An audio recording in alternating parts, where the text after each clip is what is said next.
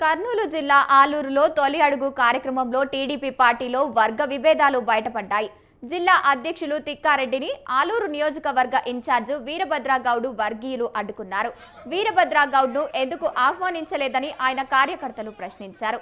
ఇన్ఛార్జ్ను నియమించిన తర్వాతనే మీటింగ్ ఏర్పాటు చేయాలని, సభను జరగనివ్వమని తిక్కారెడ్డిని నిలదీశారు. Tikkareddy Goud down down, observer go back అంటూ నినాదాలు చేశారు. వీరభద్రగౌడ్ అనుచరులను పోలీసుల ద్వారా బయటకు పంపించి ఇక మీదట ఆలూరు ఇన్ఛార్జ్ వీరభద్రగౌడ్ కాదని ఆయన మాజీ అని తిక్కారెడ్డి ప్రకటించారు. దీంతో తిక్కారెడ్డి తీరుపై వీరభద్రగౌడ్ అనుచరులు మండిపడుతున్నారు.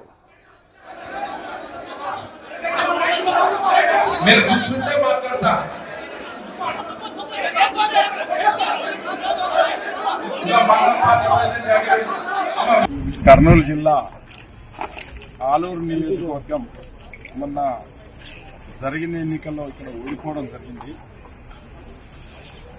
ఓడిపోయిన తర్వాత ఇక్కడ క్యాండిడేట్ని ఇన్ఛార్జ్గా బాధ్యతలు చూసుకోమని చెప్పడం జరిగింది.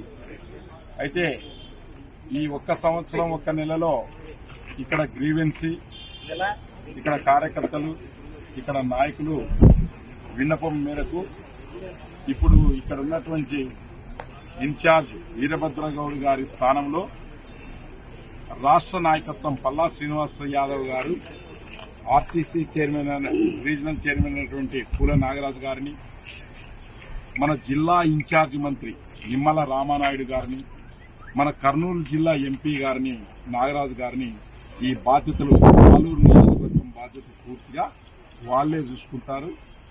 కొత్త ఇన్ఛార్జిని చంద్రబాబు నాయుడు గారు త్వరలోనే నిర్ణయిస్తారు. కర్నూలు చాలా ఘోరం. ఎందుకంటే మనము దాదాపు పార్టీ పుట్టినప్పటి నుంచి ఇక్కడే ఉన్నాము. ఇక్కడ చాలా మంది ఉన్నారు. ఆ రోజుల్లో రామారావు వచ్చినప్పుడు అర్ధరాత్రి 1 గంట అయిన గారు కాసుకొని అప్పటి నుంచి పార్టీ కోసం నిరంతరం కృషి చేస్తూ ఉన్నాం. అదేవిధంగా పార్టీ ఎవరికైతే ఇన్ఛార్జ్ ఇస్తారో మళ్ళీ టికెట్ వచ్చేంత వరకు ఆ ఇన్ఛార్జ్ కిందే మేమందరము కలిసి ఆ ఇన్ఛార్జ్ కిందే పనిచేస్తూ వస్తూ ఉన్నాం.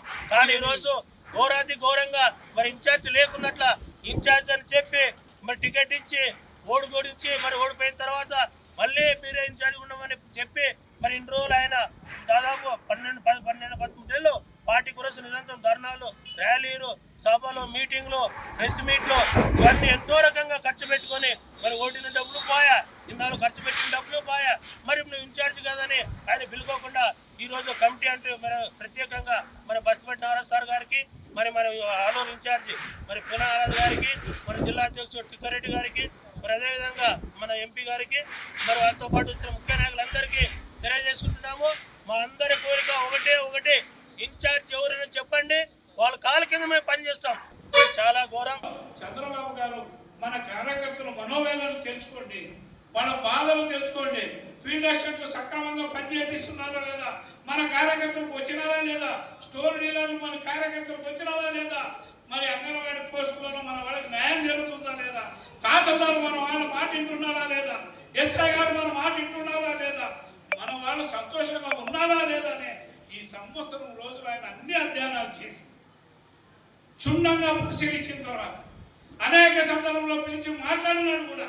కానీ ఒక నిర్ణయం తీసుకున్నారు, ఇది వాతావరణం చెడిపోతా ఉంది, ఈ వాతావరణం సరిచేయమని. మనకి అత్యంత అదృష్టం ఏమంటే మరి ఎప్పుడు కూడా చంద్రబాబు నోట్లో నాలుగుగా ఉండే ఈ జిల్లా ఇన్ఛార్జి మంత్రి నిమ్మల రామానాయుడు క్రమశిక్షణ 3 సార్లు ఓటమి ఎదుగని నాయకుడిని ఈ సభ్యుడిగా వేసినారు. మనకి ఇక్కడ తాగునీటి సమస్య ఉంది, మరి అలాగే ఇక్కడ ప్రజలకు అనేక విషయాలు జరగాల్సింది ఉంది. అలాంటి వ్యక్తి మనకు దొరకడం, మరి పార్లమెంట్ సభ్యుడు నేను ఎంతో ఇష్టపడి